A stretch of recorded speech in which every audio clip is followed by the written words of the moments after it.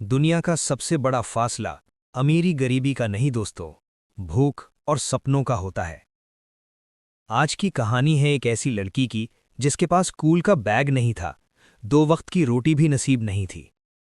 लेकिन हालात चाहे जैसे भी हों, उसके सपनों की उड़ान कोई नहीं रोक पाया। भारत की सबसे बड़ी गणित प्रोफेसर जिस सवाल को 20 साल में हल नहीं कर पाईं, उसी सवाल ने सबको हैरान कर दिया। क्योंकि वही सवाल एक कचरा बिनने वाली बच्ची राहुल ने सिर्फ 2 मिनट में हल कर दिया। पूरा सभागार सन्न रह गया और प्रोफेसर को भी घुटने टेकने पड़े। आइए जानते हैं उस भूख, संघर्ष और सपनों से भरी कहानी को।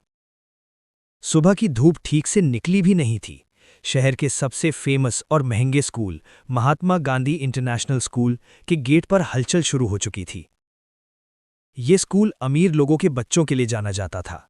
यहाँ टैलेंट से ज्यादा पैसों के दम पर एडमिशन मिलता था। बड़ी बड़ी चमकती गाड़ियां आ रही थी जिनमें से बच्चे उतर रहे थे। उनके कपड़े चमक रहे थे, जूते इतने महंगे थे कि उन पर जरा भी धूल नहीं थी। लेकिन इसी चमक दमक से थोड़ी दूरी पर स्कूल की दीवार के बाहर कूड़े के ढेर के पास एक 12 साल का लड़का खड़ा था। उसका नाम था राहुल। राहुल का हुलिया ऐसा था कि लोग उसे देखकर मुंह फेर लेते थे। उसके कपड़े बहुत गंदे थे, शर्ट के बटन टूटे हुए थे, पैरों में अलग अलग रंग के हवाई चप्पल थे, शायद किसी कूड़े के डिब्बे से मिले होंगे। कंधे पर एक प्लास्टिक का बोरा लटका हुआ था।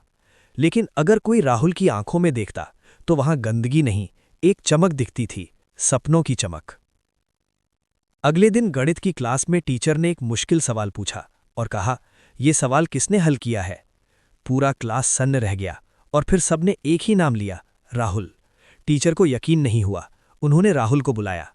राहुल ने बोर्ड पर जाकर सवाल को इतनी आसानी से हल कर दिया कि टीचर की आंखें भर आईं। टीचर ने सबके सामने कहा, शिक्षा अमीर गरीब नहीं देखती, जिसके पास ज्ञान होता है वही महान होता है। टीचर ने राहुल को अच्छे कपड़े पहनाए, एक स्कूल बैग दिया और उसे स्कूल में पढ़ने के लिए कहा। राहुल की आंखों से आंसू बह रहे थे, खुशी के आंसू। क्योंकि जिसका भगवान पर भरोसा होता है, जिसके दिल में विश्वास होता है, उसका अंत हमेशा अच्छा होता है। अगर आपको ये कहानी अच्छी लगी हो तो लाइक और सब्सक्राइब जरूर करें और कमेंट में जय श्री राम जरूर लिखें। धन्यवाद।